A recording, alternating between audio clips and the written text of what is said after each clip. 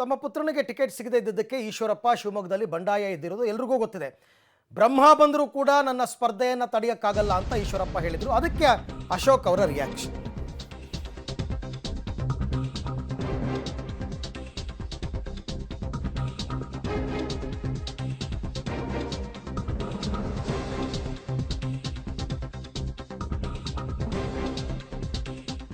ಬ್ರಹ್ಮ ಬಂದರೂ ನನ್ನ ನಿರ್ಧಾರವನ್ನು ಬದಲಾಯಿಸಲ್ಲ ಅಂತ ನಿನ್ನೆ ಅಷ್ಟೇ ಈಶ್ವರಪ್ಪನವ್ರು ಹೇಳಿದರು.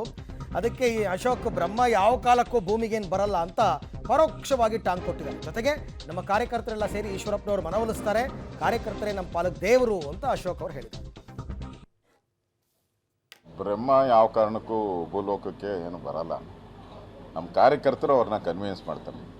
ನಮ್ಮ ಕಾರ್ಯಕರ್ತರು, ಪಕ್ಷದ ಕಾರ್ಯಕರ್ತರೇನಿದ್ದಾರೆ, ನಿಷ್ಠಾವಂತ ಕಾರ್ಯಕರ್ತರೆ, ಅವರು ಬ್ರಹ್ಮನಿಗಿಂತ ನಮ್ಮ ಲೆಕ್ಕದಲ್ಲಿ ಕಾರ್ಯಕರ್ತರು ದೇವರು ಅಂತ ಹೇಳ್ತೀರಿ ನಾವು.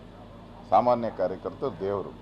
ಅದರಿಂದ ಸಾಮಾನ್ಯ ಕಾರ್ಯಕರ್ತರಿಗೆ ಈಶ್ವರಪ್ಪನವರನ್ನ ಮನವೊಲಿಸುವಂಥ ಶಕ್ತಿ ನಮ್ಮ ಕಾರ್ಯಕರ್ತರಿಗಿದೆ. ಅದನ್ನು ನಮ್ಮ ಕಾರ್ಯಕರ್ತರು ಮಾಡ್ತಾರೆ. ಇನ್ನು ಸ್ವಲ್ಪ ದಿನದಲ್ಲಿ ಎಲ್ಲ ಶಮನ ಆಗುತ್ತೆ. ದಾವಣಗೆರೆದು ಕೂಡ ನಾನು ಹೋಗಿದ್ದೆ. ನಾನು ಕಚೇರಿಯನ್ನು ಉದ್ಘಾಟನೆ ಮಾಡಿ ಬಂದಿದ್ದೀನಿ. ನಾನು ಕೂಡ ಫೋನಲ್ಲಿ ಮಾತಾಡಿದ್ದೀನಿ. ಆದರೆ ನಾನು ಭೇಟಿ ಮಾಡ್ತೀನಿ, ಅಲ್ಲಿ ಹೋಗಿ ಶಮನ ಮಾಡುವಂಥ ಪ್ರಯತ್ನವನ್ನು ಮಾಡ್ತೀರಿ. ಎಲ್ಲ ಒಂದು ಸರಿ ನಾಮಿನೇಷನ್ ಆದ ತಕ್ಷಣವೇ ಶಮನಗಳೆಲ್ಲ ಬಂಡಾಯ ಅಶೋಕ್ ಅವರು ಕೆಲವು ಕಡೆ ಟ್ರೈ ಮಾಡಿದ್ದಾರೆ. ಅವರು ಕೂಡ ಬಂಡಾಯ ಶಮನಕ್ಕೆ, ಎಸ್ಪೆಷಲಿ ದಾವಣಗೆರೆ ಭಾಗದಲ್ಲಿ ಕೆಲವ್ರನ್ನೆಲ್ಲ ಮಾತಾಡಿಸಿದ್ದಾರೆ. ಅವರೇ ಹೇಳೋ ಪ್ರಕಾರ ನಾಮಿನೇಷನ್ ಎಲ್ಲ ಆದಮೇಲೆ ಬಂಡಾಯ ಶಮನ ಆಗುತ್ತೆ. ಈಶ್ವರಪ್ಪನವರನ್ನು ನಮ್ಮ ಕಾರ್ಯಕರ್ತರು ಮನವೊಲಿಸ್ತಾರೆ, ಆ ವಿಶ್ವಾಸ ನಮಗಿದೆ ಅಂತ ಹೇಳಿದ್ದಾರೆ. ಅಟ್ಲೀಸ್ಟ್ ಅಷ್ಟಾದರೂ ಮಾತನಾಡ್ತಿದ್ದಾರೆ. ಇನ್ನು ಕೆಲವರು ಎಲ್ಲ ನಮ್ಮ ಹೈಕಮಾಂಡ್ ನೋಡ್ಕೋತಾರೆ, ಎಲ್ಲ ನಮ್ಮ ವರಿಷ್ಠರು ನೋಡ್ಕೋತಾರೆ ಅಂತ ಜಾರ್ಕೊಳ್ಳೋ ಬುದ್ಧಿನೇ ಜಾಸ್ತಿ.